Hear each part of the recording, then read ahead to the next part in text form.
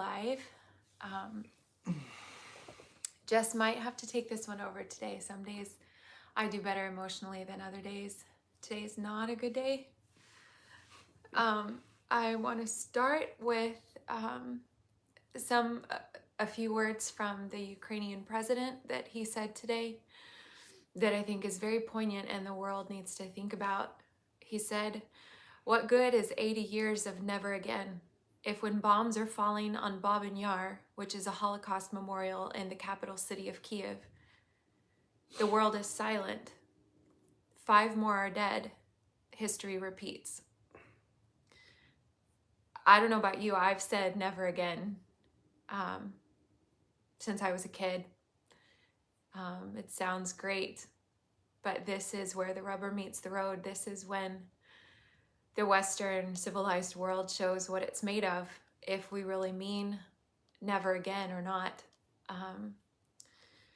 I know for a lot of Americans and Europeans, but especially Americans, Ukraine feels very far away and very removed. It might be overwhelming and confusing to know what we can really do to help, but you can help. I've put 4 very simple, easy, quick things that every person can do every single day that will barely take any of your time. They're on my social media accounts, Facebook, Bria Blessing, Instagram, also Bria Blessing.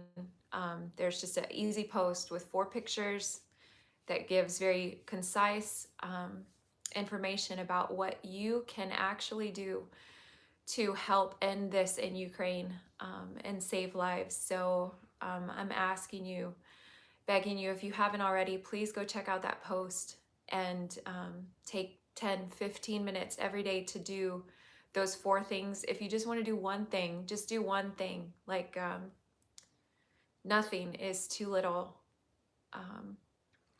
But the world has to do more every day that this goes on. Every day that this drags out, more lives are lost. We're not talking about, when you say the word war, a lot of people think of 2 countries fighting each other. That's not what this is.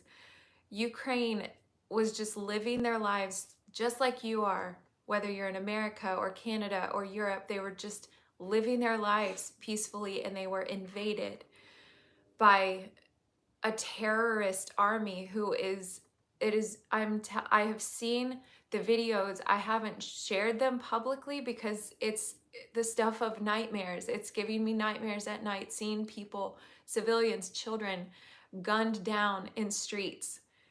It's genocide that's happening, and the world has to do more. Like, it's amazing to see the steps that people are taking, the things people are doing to try to help. It's awesome, but like literally every second that ticks by, more people, innocent civilians, even military soldiers, they're not invading. Ukrainian military is not invading anyone's country. They're just trying to defend their own people. Innocent people are dying. Please do something. Thank you to those of you who have. I don't want to negate what people are doing. I know a lot of people are trying their best and doing what they can. We've gotten so many donations. People have been calling their government representatives. It's important. The stuff that you're doing is important. So thank you. Moving on, I want to read you. I wrote a good friend of mine this morning. She's in Kiev. She lived in the city, the center of Kiev, as long as I've known her. And when the invasion began, she and her family fled to where her grandmother lives, in a village outside of Kiev. But the villages are not safe either. The Russians have to come through the villages to get to Kiev. So I just wrote her this morning. This is just a chat I was having with a friend, much like the text chats you might have with your friends. I don't want to say her name, but I said, "Friend, how are you? Where are you now?" She said, At the moment, it's more or less quiet. We're afraid to try to get out and move westward. We have small children with us. I had to post today for friends and people who follow me on social media who live in Kiev and tell them where they can buy bread. This is 2022. What is happening? Where in the capital city of a European democratic nation, we have to be informing people where they can buy food, where they can go to not be gunned down in their own streets.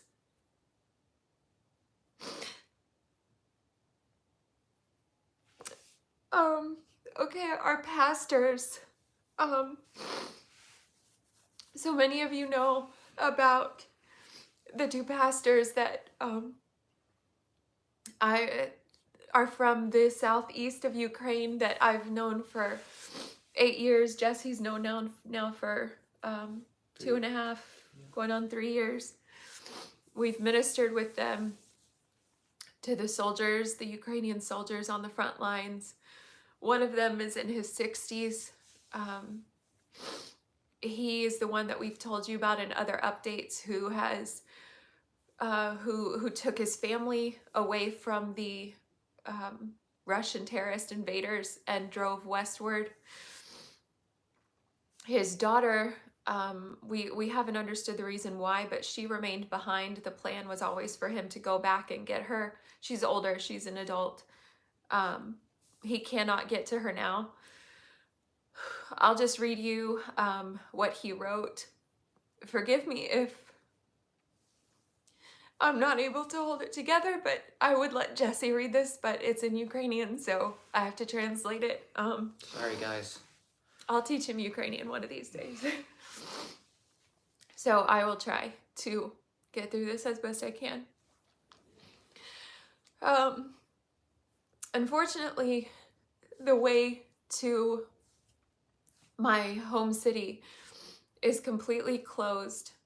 This night, they began shooting up the city, shooting up apartment buildings, and I realized that I can't get back. So today, since he can't go to get his daughter, so today instead, I went to a recruiting point to be a part of the local territorial militia. But they told me that the militia is full. But since when I was younger, I served in the Ukrainian army, they told me that I could enter the active reserves of the Ukrainian military, and I agreed. I've had my medical exam, I've signed all of the documents, and now they told me to just wait at home and they will call me. This could be at any moment.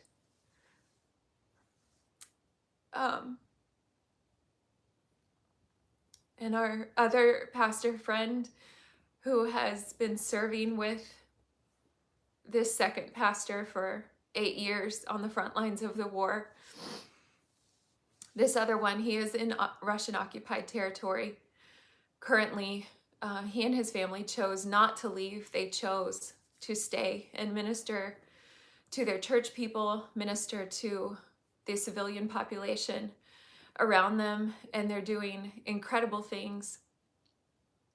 But both of these pastors have been ministering together nonstop for 8 years. And this all was written in our group chat. So when the older of the pastors wrote that he was joining up with the military to fight for his country, the other pastor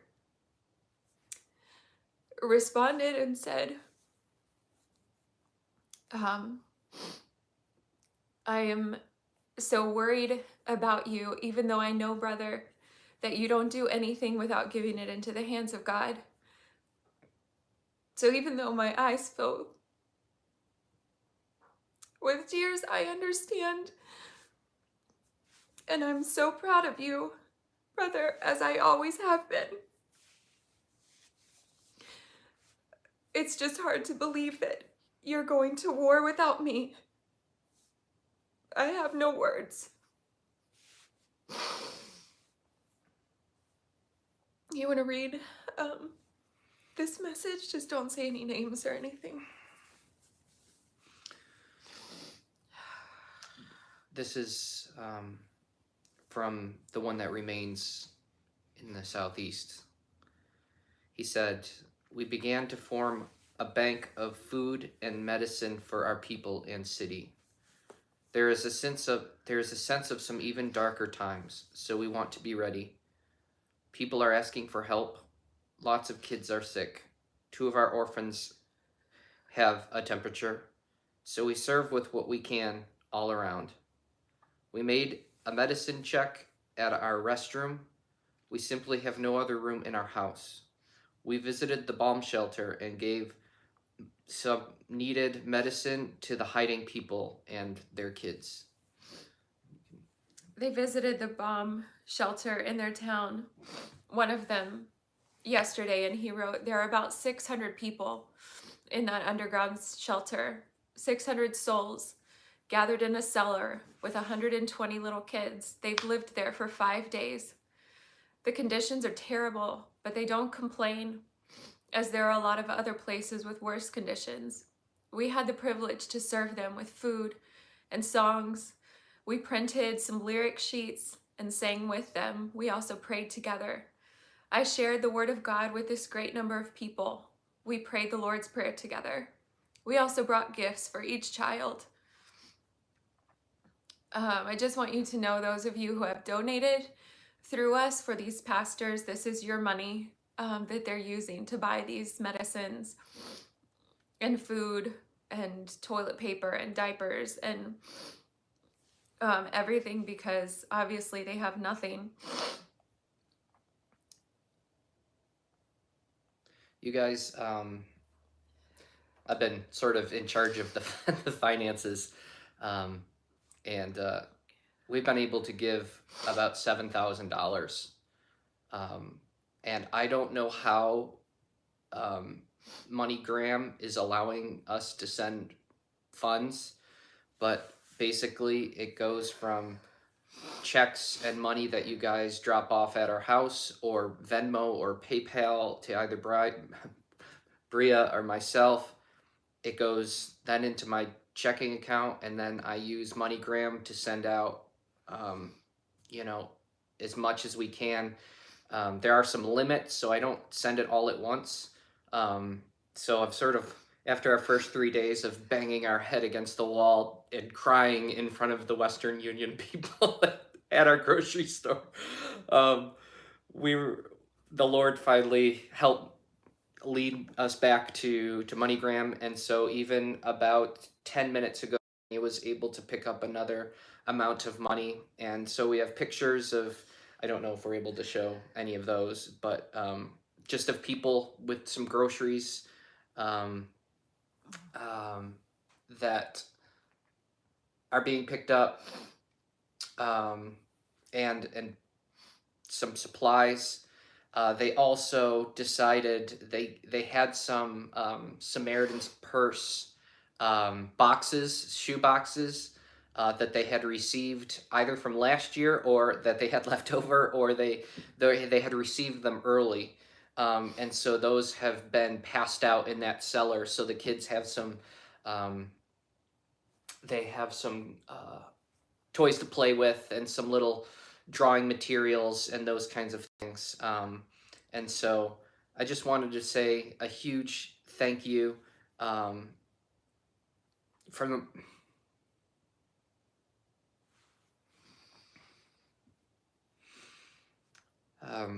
us, and our pastors. It's I have to think so I don't say their names.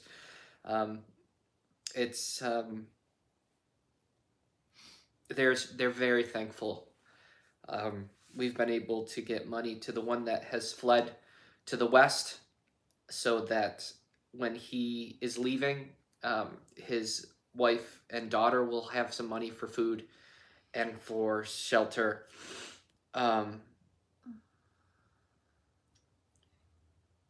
And oh, I might have used the name. Thank you for saying that. We'll go back and edit this. Um, and and then obviously just material for the people in their city and town in the east. That town, Bree and I actually asked about entrance if other people could get in, and he said no. Basically, it is surrounded at this point um, by Russian troops, and there are checkpoints at every exiting road. Um, and so they are just waiting, and eventually um, Russian troops or intelligence officers enter into the town and ask questions and all those kinds of things. So it's momentarily speculative as to what the next steps are, but right now we're keeping people alive, um, and they are able to, at least from what we know, have drinking water, but I'm not positive about that. And they have some food, but we don't know how long food will hold out on the shelves, because obviously people can't get in and out. For now, they can use the funds that y'all are donating, but they're only able to use them digitally. We send them directly to their bank cards, and they're able to use their bank cards for the moment. But today, a friend in Kiev posted a video from the store, and she said they were no longer accepting cash. So we don't know. They weren't accepting cash, or they're Sorry. electronic. They were only Only they were only accepting? accepting cash. Yeah. But the problem is people aren't being able to withdraw cash. So again, this is just, it's getting worse by the day. Atrocious war crimes are being committed in front of the eyes of the whole world, and this is being allowed to continue. And I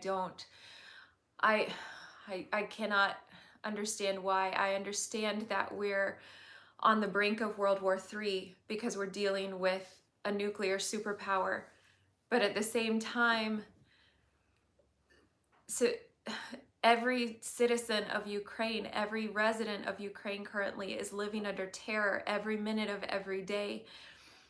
I saw a video today of an elderly couple who had been killed while driving in their car down the street, and the bodies of children lying in the roads. This is a video of Kharkiv, which you may have no point of reference for, so I want you to imagine this is a major metropolitan city. I want you to picture your city in your mind. It's San Diego. It's the size of San Diego. Imagine downtown San Diego. And this is what happened today.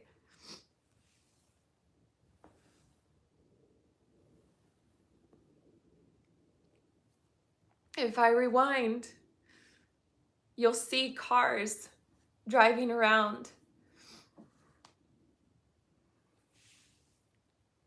I don't know, I don't remember how many people they said were killed in that, because that's a civilian populated downtown area of a city. This is criminal. And it's just being allowed to continue. This is 6 days. I heard someone on the news yesterday say, well, we're only 6 days into this. And I was thinking, only 6 days, 24 hours a day. Ukrainians are living like this, and people are dying. It's a day feels like a year, and that's for us here. I can't even imagine the people in Ukraine, how just excruciatingly long this feels. I don't know what more can be done, but again, please don't feel helpless. Please don't feel like there's nothing you can do, because there is something you can do. It may feel small. It may feel like it's just a drop in the bucket. But if you put enough drops in a bucket, the bucket's going to overflow. So please go to my Facebook page, my Instagram page. I've posted yesterday. I posted, so it should still be towards the top. There's a post with 5 images. 4 of those are just simple, easy ways that every single person can help Ukraine in this time. It's easier than you think. It will take less time than you think. Please go and check that out. And even if you can only do one of the 4 things, but even if you do all 4 things, it should take you 10-15 minutes. Thank you for those who are crying for Ukraine, who are praying for Ukraine, who are helping. Those who have even who are caring for the people who care for Ukraine. Who have, sent us messages and even brought us food just because they know that it's just a nightmare that feels like it won't end. You can help and you can do something. So please get involved. Bree's gonna be, I guess I'm gonna go. I'm her chauffeur. We'll see if I'm on too. But she'll be on WDCX Radio 99.5 here in Buffalo. I think you can go to WDCXradio.com, something like that. I think she'll be on at 2:15, 3:15, something like that. I should have known that before I said something. But she'll be on later this afternoon. And you guys can listen in. I'm just trying to find out.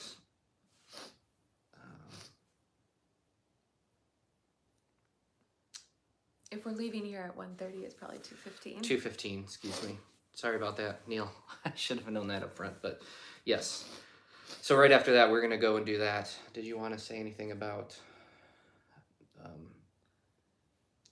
us going or no? No, not yet. Okay. Okay, we're gonna wrap this up because it's already been 20 minutes. I just want to end this stream with the words that I began it with. These are the words of President Zelensky, the Ukrainian president, today. He said, "What good is 80 years of saying never again if when bombs are falling on Babin Yar, the Holocaust memorial in the capital city, Kiev of Ukraine, the world is silent. 5 more are dead. History is repeating itself." For 80 years, we've been saying never again, and now is our time to prove that we won't let it happen again. Thanks, y'all. Thank you so much, guys. We're grateful. We'll be in touch.